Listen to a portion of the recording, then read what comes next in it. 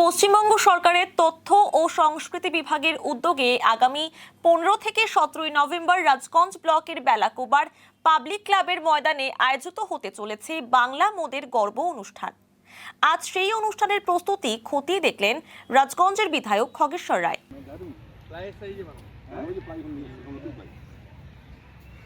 এই বিষয়ে বিধায়ক খগেশ্বর রায় বলেন, বাংলার মুখ্যমন্ত্রী মমতা বন্দ্যোপাধ্যায়ের অনুপ্রেরণায় এই বাংলা মোদের গর্ব 3 দিন ব্যাপী অনুষ্ঠান অনুষ্ঠিত হতে চলেছে বেলাকোবায়। এই অনুষ্ঠানে মেলা, প্রদর্শনী, এক্সপো ও সাংস্কৃতিক অনুষ্ঠান করা হবে। প্রায় 24টি হস্তশিল্প ও বিভিন্ন স্বনির্ভর গোষ্ঠীর স্টল বসেছে। এছাড়া রয়েছে বিভিন্ন দপ্তরের স্টল। 3 দিন ধরে বিভিন্ন খ্যাতনামা শিল্পীরা সাংস্কৃতিক অনুষ্ঠান পরিবেশন করবেন।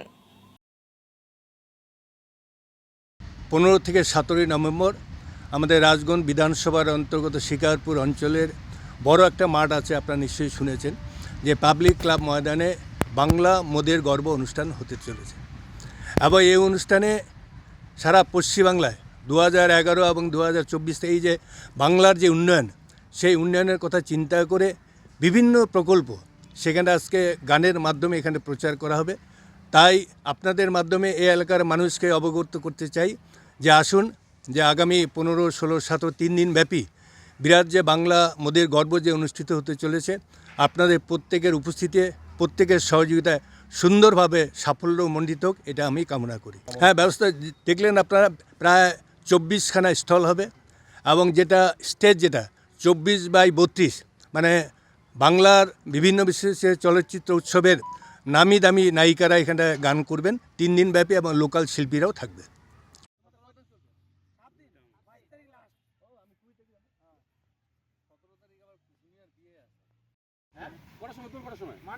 মেন ক্যাসাল হচ্ছে আমাদের এমএলএ সাহেব যদি বিদায় ওনারা কাটতে দিবেন আর আমরা কাটবো, আমি যাব প্রোগ্রাম নাই।